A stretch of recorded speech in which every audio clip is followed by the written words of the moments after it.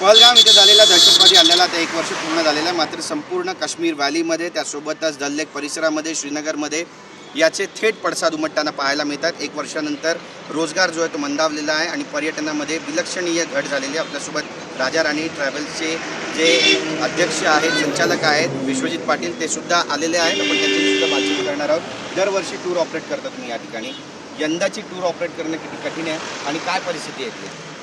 परिस्थिती आपण बघताय बऱ्यापैकी नॉर्मलच आहे.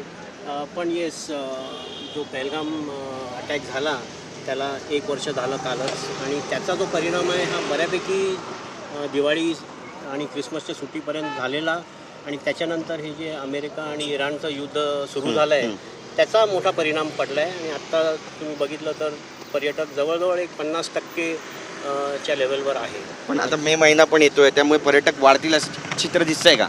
चित्र दिसतं आहे, पण पर्यटक त्या संख्येने बुकिंग्स होत नाही आहेत, त्या संख्येने पर्यटक काश्मीरला येत नाही आहेत. कारण त्यांना एक चिंता आहे की परत हे पुढे युद्ध आणखीन चिघळलं तर तिकडे आपण गेल्यावर कुठे अडकू किंवा.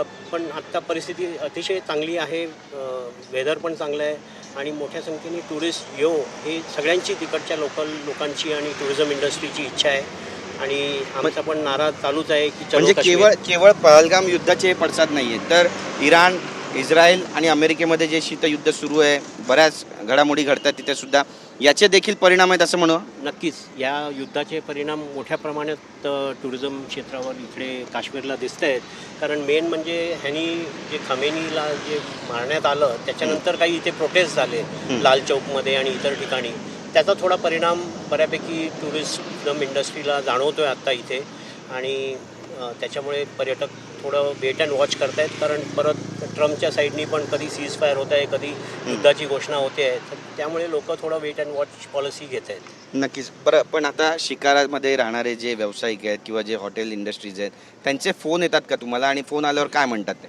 सर, आम्हाला दररोज हॉटेलवाले, तुमचे हाऊसबोटवाले, ट्रान्सपोर्टर्स ह्यांचे दररोज फोन येत असतात की बुकिंग्सचं काय आहे सिच्युएशन, आत्ता पर्यटकांची बुकिंग थोडी वाढली आहेत का. कारण त्यांना पण इथे जाणवतं आहे की अजून जो फ्लो काश्मीरला येतो एक मुंबई किंवा इतर ठिकाणी उन्हाळा चालू झाल्यावर लोक थंड ठिकाणी लगेच प्रस्थान करतात, तर त्या दृष्टीने तसा फ्लो येत नाही आहे. म्हणून त्यांना पण चिंता आहे की मे कसा जाईल.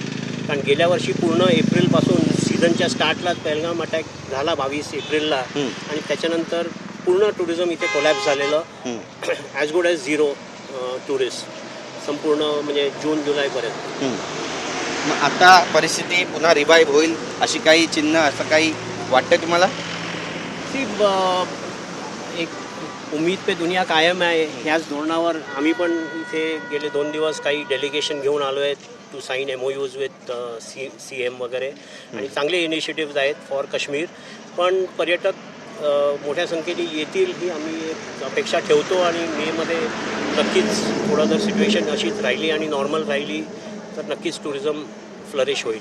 नक्कीच. बघा, ही सगळी भावना आपली व्यक्त केलेली आणि इथली काय परिस्थिती आहे ते सुद्धा सांगण्याचा प्रयत्न झालेला आहे. एकंदरीतच पुन्हा एकदा मी माझ्या कॅमेरामॅन योगेश गुरवला सांगेल ही सगळी दृश्य दाखवावी. शिकारा या ठिकाणी आपल्याला नौकाविहार करताना दिसत आहेत, हाऊस बोट्स या ठिकाणी रांगेत पार्क झालेल्या आहेत, मात्र रोजगार नाही आहे आणि पर्यटक नाही आहे. आणि पर्यटक या ठिकाणी येत नाही आहे कारण मनामध्ये एक अनामिक भीती युद्धाबाबतची सुद्धा दडलेली आहे. इराण आणि अमेरिकेमध्ये जे युद्ध सुरू आहे, खामेनींना ज्या पद्धतीने या ठिकाणी समर्थन देण्यात आलं काश्मीरमध्ये, त्याचे देखील काही परिणाम जे आहेत ते या ठिकाणी थेट पर्यटनावर जाणवताना पाहायला मिळतं. एकंदरीतच दल लेक परिसरामध्ये आणि एक पूर्ण काश्मीर व्हॅलीमध्ये आणि श्रीनगरमध्ये आता पर्यटनाच्या माध्यमातून रोजगार कसा जनरेट होणार आहे हा सुद्धा आताच्या घडीचा सगळ्यात मोठा प्रश्न आहे. कॅमेरा पर्सन योगेश गुरवसह गिरीश गायकवाड, TV9 मराठी, दल लेक, काश्मीर.